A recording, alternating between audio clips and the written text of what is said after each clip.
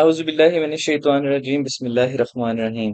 अच्छा तो दोस्तों, आज का जो हमारा जो कंसेप्ट है, जो वीडियो है, ये ये जो पिछली 4-5 वीडियोज़ हमने बनाई हैं, ये सबसे क्रिटिकल वीडियो है। इसको समझना बहुत ज़रूरी है कि हम ये जो काम कर रहे हैं, कैसे कर रहे हैं। लेट्स से हमारी रिक्वायरमेंट क्या है? मेरी रिक्वायरमेंट यहाँ पे ये है कि मैं जो अपना एट्रीब्यूट टेबल ओपन करता हूँ दरख्तों का, लेट्स से अब मैं यहाँ पे कुछ फील्ड्स ऐड करना चाहता हूँ। कुछ फील्ड्स ऐड करने से मुराद कि मैं यहाँ पे ऐड करना चाहता हूँ कि अगर मैंने टाइप लिख दिया, मैं ये देखना चाहता हूँ कि दरख्त कहाँ से आया था। Let's say which city import this tree, यहाँ पे मैं लिख देता हूँ इम्पोर्टर। इसका मालिक कौन था कंपनी का? दरख्त की जो वारंटी है वो क्या है? मतलब इस तरह की मैं कुछ चीजें ऐड करना चाहता हूँ, कुछ इंफॉर्मेशन ऐड करना चाहता हूँ, कुछ 3-4 कॉलम्स में ऐड करना चाहता हूँ यहाँ पे दरख्त के अंदर। सेम जब मैं राइजर के अंदर जाता हूँ, मैं राइजर के एट्रीब्यूट टेबल के अंदर जाता हूँ और अब मैं राइजर के जो एट्रीब्यूट टेबल्स हैं इनके अंदर जो राइजर का साइज है, ये सारी चीजें डिलीट करना चाहता हूँ। ये सारी चीजें तो खैर मैं यहाँ से भी डिलीट कर सकता हूँ। मैं राइजर का साइज ऐड करना चाहता हूँ। ठीक है, मैं राइजर का साइज कैसे ऐड करूंगा? ठीक है, वो हमने देखना है। कुछ चीजें ऐसी हैं जो मैं यहाँ पे ऐड कर सकता हूँ, कुछ चीजें ऐसी हैं जो मुझे यहाँ पे ऐड करते हुए बहुत ज्यादा टाइम लगेगा। ठीक है, जैसे कि अभी अगर मैं आपको राइजर का जो साइज है, लेट्स से कि राइजर का साइज है 50 mm। ठीक है, 50 mm। यहाँ पे जाएं, आप फील्ड को डिलीट करते हैं, इस फील्ड को, ये फील्ड मुझे नहीं चाहिए। एंटिटी भी नहीं मुझे चाहिए। ठीक है, इसके ऊपर एंटिटी का मतलब है कि कोई ब्लॉक, इसको भी डिलीट कर देते हैं। यहाँ से मैं एक नई फील्ड ऐड करता हूँ, ऐड फील्ड। इसका नाम मैं रख देता हूँ डाया, या मैं साइज, साइज। ठीक है, अब इसके अंदर मुझे क्या लिखना है? इसके अंदर मुझे लिखना है साइज ऑफ द राइजर। वो मैं इंटीजर में लिखूंगा। ऐसा नहीं है कि मैं 32 के साथ भी लिख सकता हूँ, मुझे 32 ही लिखना है। ठीक है, इंटीजर ऐड करूंगा, इसको मैं ओके करूंगा। ओके करने के बाद मैं इसके ऊपर राइट क्लिक करता हूँ, फील्ड कैलकुलेटर के ऊपर जाता हूँ और यहाँ पे मैं लिखता हूँ साइज है मेरा लेट से 50 mm। इसको मैं ओके कर देता हूँ। जैसे ही मैंने इसको ओके किया, कैलकुलेटिंग रिकॉर्ड किया, तो वही सारों के आगे मेरे पास 50 mm शो हो गया। अब अगर आपने इसके आगे लिखे हैं, आप यहाँ से दोबारा से एक फील्ड ऐड करें। ठीक है, यहाँ पे आप ऐड फील्ड ऐड करें, यहाँ पे आप लिखें राइजर यूनिट, यूनिट लिखें, यूनिट्स। ये इसका जो मैं टेक्स्ट ऐड करूंगा, लेंथ 50 mm। ओके, अब इस यूनिट्स के अंदर मैं लिख दूंगा, मैं लिखना चाहता हूँ मिलीमीटर, फील्ड कैलकुलेटर के ऊपर जाएं, यहाँ पे मैंने लिख दिया 50 की जगह इसको मैं ओके कर देता हूँ। The calculator value is invalid. ठीक है, वो कह रहा है आपकी वैल्यू इनवैलिड है। ठीक है, warning were generated during processing, checking the Jio processing. Okay, उसने वो नहीं ऐड किया। मैं दोबारा से फील्ड कैलकुलेटर में जाता हूँ, मैं कहता हूँ मैं यूनिट्स पे मिलीमीटर ऐड कर दो। ठीक है, ओके करता हूँ, वो मुझे सेम वही ऑप्शन दे रहा है कि the calculated value is invalid for the row with the object ID is equal to 0। For example the calculated value may be too large or field you may be trying to add is string or number or field this is row will not updated. वो कह रहा है कि आप जो ये रो add करना चाहते हैं ये नहीं ऐड होगी। लेट से मैं फील्ड को डिलीट करता हूँ, दोबारा से ऐड करता हूँ, ऐड फील्ड। यहाँ से मैं टेक्स्ट को सिलेक्ट करता हूँ और लेंथ में कर देता हूँ यहाँ पे 5। ठीक है, और देन यहाँ पे मैं नेम ऐड कर देता हूँ इसको मैं ओके करता हूँ। अब जब मैं इसके ऊपर फील्ड ऐड करता हूँ की जगह इसको मैं ओके करता हूँ, तो मुझे सेम ऑप्शन दे। अब मैं कितनी देर तक यहाँ पे करता रहूंगा? लेट्स से कि ये तो मेरे पास एक सिंपल सी चीज है ना, मुझे सबके आगे लिखना है। लेट्स से सबके आगे भी लिखना है, देन मुझे कोई और डाटा ऐड करना है, उसके बाद मुझे कोई और डाटा ऐड करना है, कोई और डाटा ऐड करना है। अब हर दफा तो फील्ड मेरा साथ नहीं देगी। अच्छा, ठीक है, उसके बाद में जाना है ड्रिप लाइन के ऊपर। ड्रिप लाइन के अंदर यहाँ पे मुझे इसका डायामीटर देना है कि मेरे ये जो ड्रिप लाइन का जो पाइप है, इसका पाइप का साइज क्या है, मुझे इसका डायमीटर देना है। इस लेट्स से कि इस फील्ड्स को मैं यहाँ से डिलीट कर देता हूँ। ये मेरे पास कुछ रैंडम फील्ड्स हैं। ये फील्ड्स कहाँ से आती हैं? जब आप कैड से अपने ऑब्जेक्ट को ऐड करते हो तो उसकी लाइन टाइप को भी ये फील्ड ही कंसीडर करती है। अगर कलर कौन सा कलर सेलेक्ट किया हुआ है, 7 नंबर कलर, उसको ये फील्ड ही समझता है। लेयर, लेयर का नाम ये आ गया। इंटाइटी अगर कोई ब्लॉक बना हुआ है तो उसको ये एज ए फील्ड समझता है। अच्छा, इसके बाद मेरे पास श्रब्स आ गया। श्रब्स का मैं एट्रीब्यूट ऑन करता हूँ। श्रब्स के अंदर मेरे पास लेयर आ गई श्रब्स, एरिया आ गया, लेंथ आ गई। अब कोई ऐसा तरीका हो कि मैं इसके अंदर मैन्युअली डाटा ऐड कर सकूं। मैन्युअली डाटा मैंने कैसे ऐड करना है? मैन्युअली डाटा तो मैं ऐड कर लूंगा। लेट्स से यहाँ पे मैं एक्सेल के अंदर कुछ डाटा बनाता हूँ। ठीक है, यहाँ पे मैं 1 2 कुछ भी डाटा ऐड करते जाओ। ये डाटा आप ऐड कर सकते हैं। अब लेट्स से मैं जाता हूँ यहाँ पे, सॉरी इसको बंद नहीं करना ये चाहिए मुझे। मैं जाता हूँ अपने आर्क जीआईएस के ऊपर, ट्री के ऊपर जाता हूँ, एट्रीब्यूट टेबल के ऊपर जाता हूँ। मैं वहां पे डाटा ऐड कर देता हूँ। जब मैं डाटा इसके अंदर ऐड करूंगा तो इसको कैसे पता चलेगा कि ये डाटा मैंने इस नंबर दरखत के लिए किया था 630 के लिए, या ये डाटा मैंने चेंजिंग किया 682 के लिए की है। कोई ना कोई ऐसा तरीका होना चाहिए कि मेरे बनाए हुए डाटे को पता होना चाहिए कि ये डाटा आपने 629 के अंदर ही ऐड करना है। ये अगर आप में से कोई भी बंदा सर्वे से रिलेटेड काम कर रहा है, जो बंदा सर्वेयर है, लेट्स से हम यहाँ पे एक सर्वे की फाइल खोलते हैं, क्या अपनी बुक फाइल खोलते हैं। चूंकि मेरे पास यहाँ पे नंबरिंग है पॉइंट की, 630 नंबर है, इसके आगे मैंने वाशिंगटोनियन लिखा हुआ है, मेरे पास एक रेफरेंस है नंबरिंग। अगर मेरे पास यहाँ पे नंबरिंग ना हो और मेरे पास यहाँ पे नाम ना हो, अब मुझे पता ना पड़े कि इस इसका नाम क्या है, तो मैं नहीं बता सकता किसका नाम क्या है। अनटिल मेरे पास यहाँ तो कोई रेफरेंस होना चाहिए नंबर का, या मेरे पास इसका नाम होना चाहिए, या मैं ये कोऑर्डिनेट मैनुअल एंटर करूं ऑटो कैड के अंदर और जाके चेक करूं कि ये कोऑर्डिनेट कैसे कहाँ पे आ रहा है। अदरवाइज जब मेरे पास नंबरिंग होगी, लेट्स से कि मैं कैड में जाता हूँ, ये मुझे शो कर रहा है यहाँ पे नंबरिंग, ये दरख्त का नंबर है 707, ये अकासिया नील है। ठीक है, लेट्स से मैंने एक एज बिल्ड क्रिएट करना है, मैं यहाँ पे एज बिल्ड क्रिएट करता हूँ। ठीक है, और एज बिल्ड पॉइंट मैं यहाँ पे लगा देता हूँ। ये मैंने एज बिल्ड पॉइंट लगा दिया। अब मैंने अपने सिस्टम को ये बताना है कि ये एज बिल्ड है, ये नंबर है 3, और ये नंबर है, डिजाइन नंबर है 707। 707 और 703 का जो कंपैरिजन टेबल बनेगा, वो मेरी इन दोनों के कोऑर्डिनेट्स की जो प्लस माइनस होगी वो मुझे शो करेगी। अगर मुझे यही ना पता हो कि मैंने अपने कोऑर्डिनेट को किस वैल्यू के साथ कंपेयर करना है, तो फिर मेरे पास चीजें कंफ्यूज होंगी। यही कंसेप्ट आपका काम आता है आर्क जीआईएस मैप के अंदर। मिसाल के तौर पे आप यहाँ पे राइजर के अंदर जाते हैं, ओपन एट्रीब्यूट टेबल करते हैं, आप यहाँ पे कुछ डाटा ऐड करना चाहते हैं। On the base of this field, इसके लिए जरूरी है कि आपके पास ये फील्ड होनी चाहिए। अब इस फील्ड को कैसे बाहर हमने निकालना है? ठीक है, आपने राइट क्लिक किया, ओपन एट्रीब्यूट किया, यहाँ पे आपने क्लिक करना है, एक्सपोर्ट का आपके पास ऑप्शन आ रहा है, ऑल रिकॉर्ड्स पे आपने क्लिक करना है, फाइल सिलेक्ट करें। ठीक है, लेट्स से कि मैं यहाँ पे फाइल ऐड करता हूँ जीआईएस के अंदर, जीआईएस यूट्यूब। ठीक है, फाइल आपने सेव करनी है .dbf, और आप टेक्स्ट फाइल सेव कर सकते हैं। मेरी आपको रिकमेंडेशन है कि आप टेक्स्ट फाइल सेव करें। आप किसकी सेव कर रहे हैं? राइजर। मैंने राइजर की टेक्स्ट फाइल सेव कर ली। यू वांट टू ऐड, जो आपने फाइल बनाई है आप यहाँ पे लेयर ऐड करना चाहते हैं? No, cancel. Let's go to the file GIS YouTube, बाहर आते हैं, इसके अंदर जाना है मैंने, जीआईएस यूट्यूब के अंदर। यहाँ से अब इतनी ज्यादा फाइल है, मुझे नहीं पता चल रहा मेरी फाइल किधर है।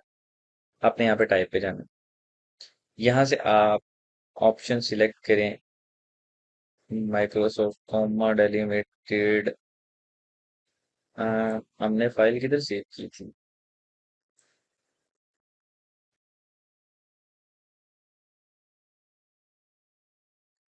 मैं फाइल अपनी से अगर मैं डेट मॉडिफाई करता हूँ और इधर CSV आ रहा है और इधर ये आ रहा है, मेरी फाइल किधर से हुई है।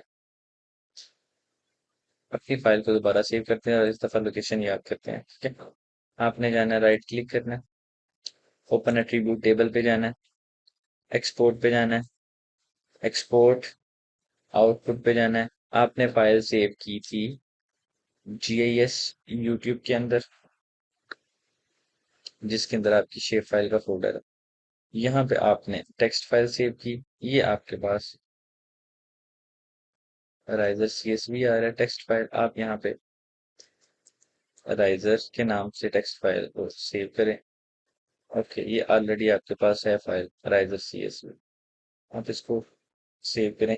ओके, नो, पॉज करते हैं, वापस जाते हैं,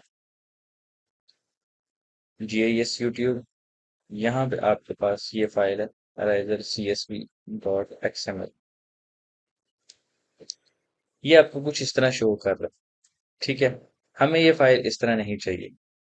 आप एक्सेल में जाते हैं, एक्सेल पे क्लिक करें, यहाँ पे आप ओपन पे जाते हैं। ओपन पे जाने के बाद आपने जाना है, अगर मैं गलती ना करूँ तो riser open XML table. Okay, बिल्कुल गलत, हमारी फाइल एक्सप्लोर हुई। ओके, वापस जाना है हमने, right click, open attribute table, reports पे एक्सपोर्ट करना है। इस दफा हम अपनी फाइल जो है, अच्छा हम गलती क्या कर रहे हैं, से मैं टेक्स्ट फाइल ही सिलेक्ट कर रहा हूँ, बट जब मैं टेक्स्ट फाइल सिलेक्ट कर रहा हूँ तो जब मैं सेव करता हूँ तो मैं CSV में कर रहा हूँ, मुझे CSV में नहीं करना। मैं टेक्स्ट को एज इट इज रहने दूंगा और इसको मैं कर देता हूँ 01 राइजर्स। अब मैं जब फाइल सेव करता हूँ, अब मुझे 90% यकीन है कि मेरा काम ठीक होगा। ठीक है, अब जब मैं जा रहा हूँ तो ये मेरे पास जो फाइल है कुछ इस तरह सेव हो रही है। अभी भी मेरी फाइल एरर कर रही है, .xml मुझे कंप्लीटली शो हो रहा है। दोबारा जाते हैं, एक और हमारे पास ऑप्शन है .df वाला।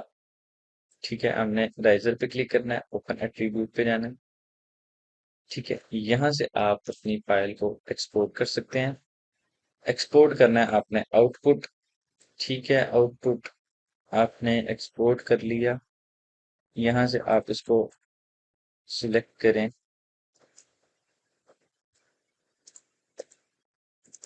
आर के नाम से राइजर, इसको राइजर, इसकी लोकेशन थोड़ी सी हम चेंज करते हैं ताकि हमारा काम क्लियर हो। Save, not. अब जब मैं जाता हूँ अपनी फाइल के अंदर बाहर वाली साइड पे जाता हूँ तो ये मेरे पास राइजर की जो फाइल है .dfx, मुझे जस्ट वन पे क्लिक करता हूँ। हाँ, अच्छा हम गलती क्या कर रहे हैं उस अपनी अपनी फाइल के अंदर, लेट्स से अगर मैं यूपी पे जाता हूँ। ठीक है, यहाँ पे मुझे जो मेरी फाइल है जो राइजर टेक्स्ट की है, ठीक है, यहाँ मेरी राइजर XML की है, इसके अलावा यहाँ पे और भी फाइल्स हैं, इस वजह से मेरी फाइल कंफ्यूज हो गई थी। ठीक है, जब मैंने आउटर साइड पे सेव की तो मेरे पास यहाँ पे 3 फाइल सेव हैं, riser.dbf.xml, riser.dbf, riser.cpg। अब ये तीनों इसके फॉर्मेट्स हैं। ये किसी सॉफ्टवेयर के लिए इस्तेमाल होती होगी, ये किसी सॉफ्टवेयर के लिए इस्तेमाल होती होगी, ये एक्सेल के लिए प्रॉपर फिट होती है। आपने एक्सेल पे जाना है, यहाँ से एक्सेल पे जाके आपने ओपन करना है।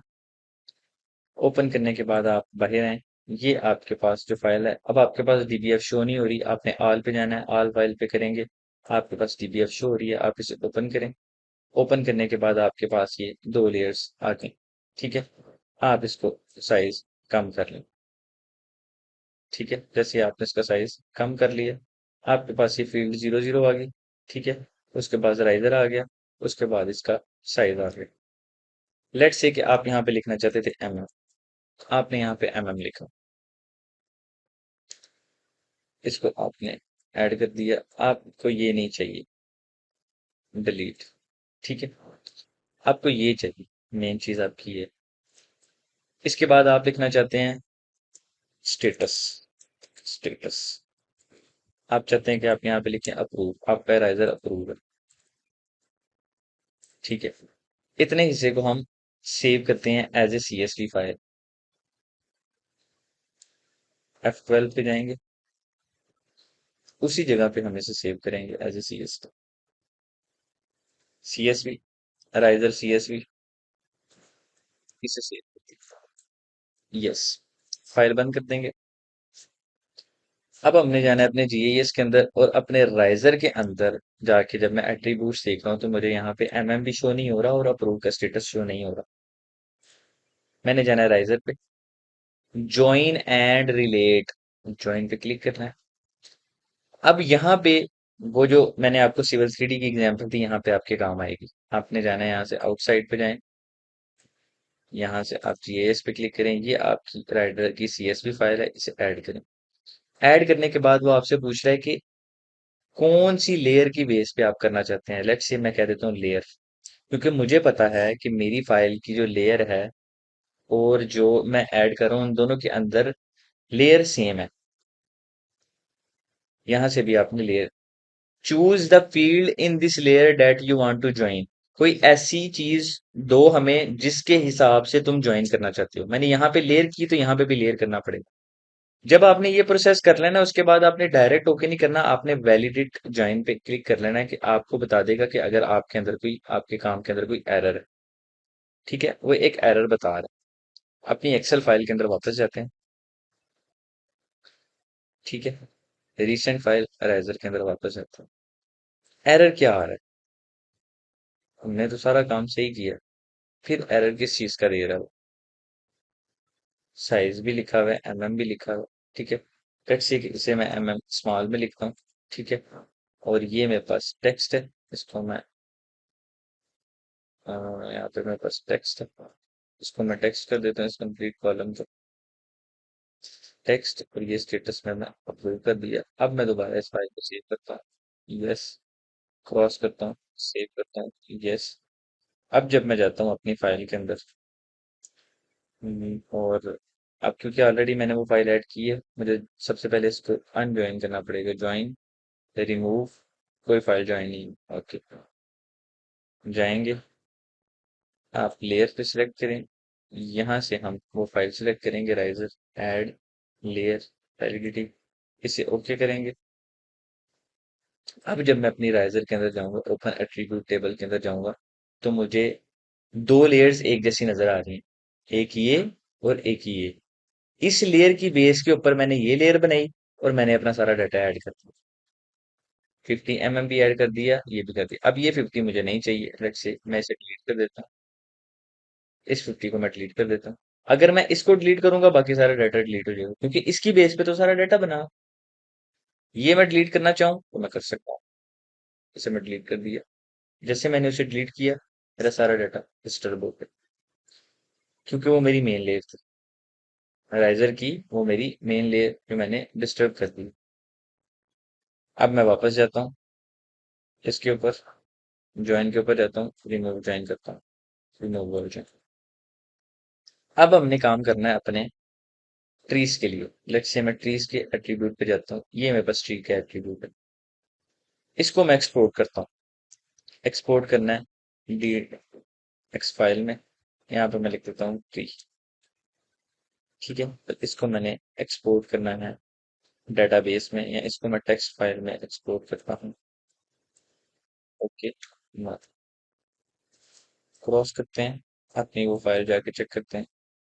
ये हमारे पास tree dot text file show हो रही है। मैं पहले टेक्स्ट फाइल कर रहा था, बट यहाँ पे मेरे पास इतनी ज्यादा फाइल्स थी कि मैं कंफ्यूज हो रहा हूँ। अब मैंने टेक्स्ट फाइल की, मेरी टेक्स्ट फाइल वैसे ही ओपन हो रही है जैसे ओपन होनी चाहिए।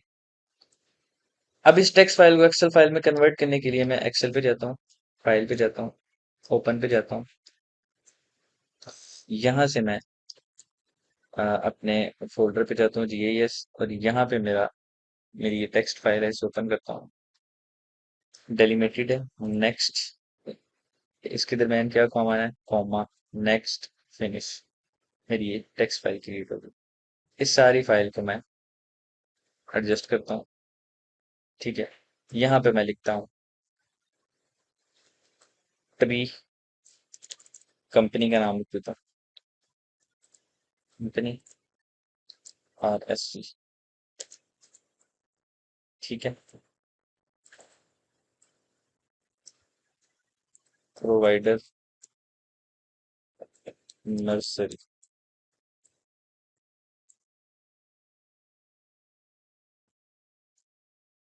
Contractor, next month. Let's say सब, अब जब सब कॉन्ट्रैक्टर लिखना है, मैं यहाँ पे स्पेस नहीं ऐड कर सकता, मुझे यहाँ पे स्लैश ऐड करना है। सब कॉन्ट्रैक्टर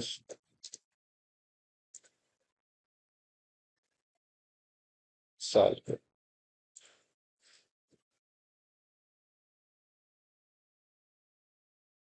ठीक है, साल को ऐड कर दिया। इसके बाद यहाँ पे मैंने कुछ और इन्फॉर्मेशन भी अगर लेट्स से ऐड करनी है, तो आप यहाँ पे मजीद इन्फॉर्मेशन ऐड कर सकते हैं। इसके बाद मैं अपनी इस फाइल को दोबारा से CSV फाइल में सेव करूंगा। ठीक है। अच्छा, एक चीज मैं आपको यहाँ पे बताना भूल गया, जो आप लोगों के लिए बहुत जरूरी है। यहाँ से लेके यहाँ तक ये तो सारी इन्फॉर्मेशन ऑलरेडी उसके पास है नहीं, ये तो दोबारा देने की जरूरत नहीं है। क्या है, मेरे ख्याल से ये सारी इन्फॉर्मेशन देने की जरूरत नहीं है, डिलीट कर देते हैं। उसके अलावा ये सारी इन्फॉर्मेशन उसको देने की जरूरत है, अगर आप देना चाहें तो। अदरवाइज उसके पास ये सारी इन्फॉर्मेशन है यहाँ तक, ये सारी इन्फॉर्मेशन हमारे पास उसके पास है। ये इन्फॉर्मेशन हमने उसको नहीं देनी।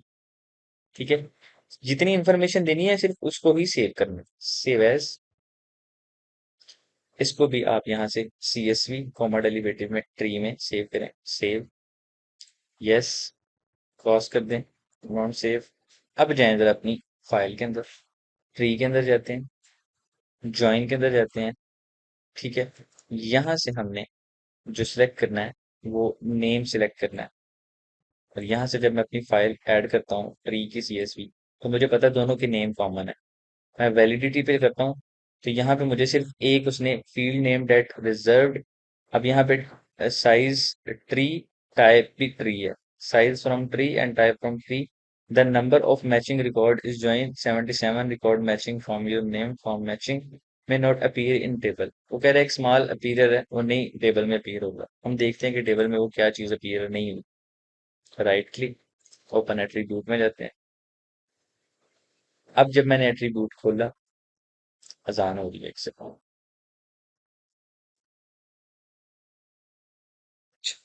अब जब हम अपने टेबल पे जाके देखते हैं दोबारा से, तो हमारे टेबल के अंदर ये वाली सारी information as it is provided है। जो चीज हमारे पास नई ऐड हुई है वो ये है, ये हमारे पास नेम था, इस नेम को हमने दोबारा से ऐड किया। और इस नेम को अगर आप यहाँ से डिलीट करना चाहिए, आपका नेम यहाँ से डिलीट नहीं होगा। ठीक है, क्योंकि ये और ये दोनों के दरमियान एक की कॉलम है, इसकी बेस पे उसने ये सारा डाटा ऐड किया है, इसकी बेस पे नहीं किया।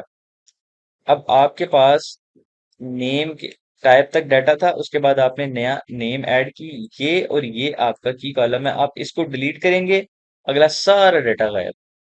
आप इसको डिलीट कर नहीं सकते, इसको आप डिलीट कर सकते हैं। ठीक है, ये जो आपने जितना डाटा ऐड किया। अब आप क्रॉस करते हैं, लेट्स से अब मैं किसी ट्री के ऊपर क्लिक करता हूँ, मैं अपने आइकन पे क्लिक करता हूँ और यहाँ से मैंने अपना इस ट्री को सिलेक्ट किया। जब मैं इस ट्री को सिलेक्ट कर रहा हूँ, तो अब आप देख सकते हैं कि वो मुझे दिखा भी उसी तरह रहा है, कि मेरे पास नाम भी विशिंगटोनिया आ रहा है, साइज ये अप्रूव है, इंजीनियर टाइप, फिर मेरे पास नाम आ रहा है कि नाम ये है। आगे आपके पास, अब जब आपके पास दो दफा नाम आए, तो आप यहाँ पे नाम की जगह, ठीक है, अपना कोई कोई भी चेंजिंग नहीं कर सकते, क्योंकि इस नाम की बेस पे वो सारी चीजें हैं। आगे कंपनी आरएसजी आ गई, प्रोवाइडेड इंडस्ट्री ये। अब जो भी बंदा जीआईएस पे काम कर रहा होगा उसको ये चीज समझ आ रही होगी कि इसने इसके आगे जितना डाटा है वो इस तरह ऐड किया। अदरवाइज आप इस तरह नहीं करना चाहते, अगर तो सिर्फ कोई पॉइंट का काम है तो फिर तो आप ये सारा डाटा एक दफा कर सकते हो। बट अगर ऑब्जेक्ट्स की इंफॉर्मेशन है तो वहां पे आपको मैनुअल डाटा ऐड करने की जरूरत पड़ेगी। तो ये एक तरीका था जिसके अंदर हमारा जो मेन टॉपिक था कि हमने एट्रीब्यूट से डाटा एक्सपोर्ट कैसे करना और वापस एट्रीब्यूट के अंदर डाटा इंपोर्ट कैसे करना। ठीक है। हाँ। शुक्र अल्हम्दुलिल्लाह।